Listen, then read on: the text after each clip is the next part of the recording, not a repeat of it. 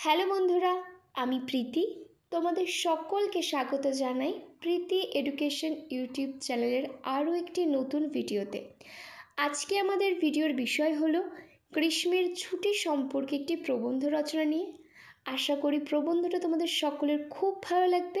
চলো তবে এবার ভিডিওটা শুরু করা যাক। গ্রীষ্মের ছুটি। ছুটি ছুটি ছুটি, মনের খুশি রয় না মনে, হেসেই লুটোপুটি। সুকুমার রায়। ভূমিকা।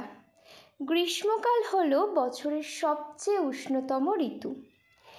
এই সময় ছাত্রছাত্রীদের জন্য দীর্ঘ ছুটি দেওয়া হয়, যাকে আমরা গ্রীষ্মকালীন ছুটি বলে থাকি।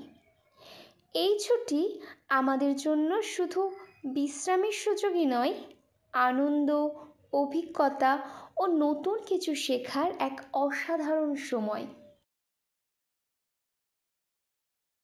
গরমের ছুটির সময়কাল।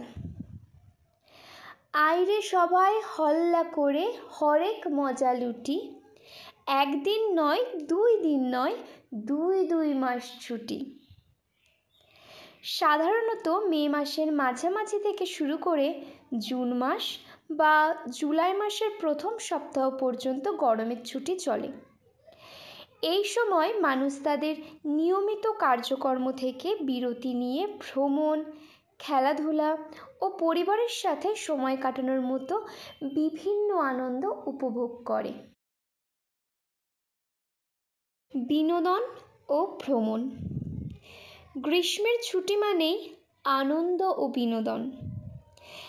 একটানা পড়াশোনার ক্লান্তি থেকে মুক্তি পেতে আমরা এই ছুটির জন্য অধীর আগ্রহে অপেক্ষা করি। এই সময় কেউ কেউ পাহাড়, সমুদ্র বা অন্য কোনো ঐতিহাসিক ভ্রমণে যায়, আবার কেউ কেউ গ্রামের বাড়িতে দাদু দিদা বা কোনো আত্মীয় স্বজনের সাথে দেখা করতে যায়। নতুন জায়গা দেখা, ভিন্ন পরিবেশে সময় কাটানো, এসব আমাদের মনে প্রশান্তি আনে এবং অভিজ্ঞতা সমৃদ্ধ করে। নতুন কিছু শেখা ও চর্চা। তবে শুধু বিনোদন নয়, অনেকেই এই ছুটিতে পড়াশোনার পাশাপাশি ভালো কিছু বই পড়ে জ্ঞান অর্জন করে।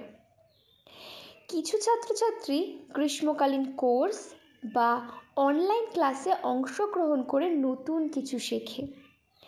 কেউ কেউ এই সময় ছবি আঁকা, নাচ, গান ইত্যাদি সৃজনশীল কাজে নিজেকে ব্যস্ত রাখে। এইভাবে ছুটির সময়টাও উপকারীভাবে কাজে লাগানো হয়। ছুটির অসুবিধা। অতিরিক্ত গরমের কারণে বাইরে যাতায়াত কষ্টকর হয়। দীর্ঘ সময় পড়াশোনা থেকে দূরে থাকার কারণে পড়াশোনার অভ্যাস কিছুটা নষ্ট হতে পারে। উপসংহার। গ্রীষ্মকালীন ছুটি আমাদের জীবনে একটি গুরুত্বপূর্ণ সময়। এই সময়টাতে আমরা বিশ্রাম নিতে পারি এবং নতুন কিছু শিখতে পারি। তাই গ্রীষ্মের ছুটি শুধু বিশ্রামের নয়, শিক্ষা ও বিকাশের একটি সুযোগ। ভিডিওটা সম্পূর্ণ দেখার জন্য তোমাদের সকলকে জানাই অসংখ্য ধন্যবাদ। আশা করি ভিডিওটা তোমাদের ভালো লেগেছে। এরকম আরও ভিডিও পাওয়ার জন্য অবশ্যই আমাকে কমেন্ট করে জানাবে এবং আমার চ্যানেলটা সাবস্ক্রাইব করে আমার পাশে থাকবে। Thank you.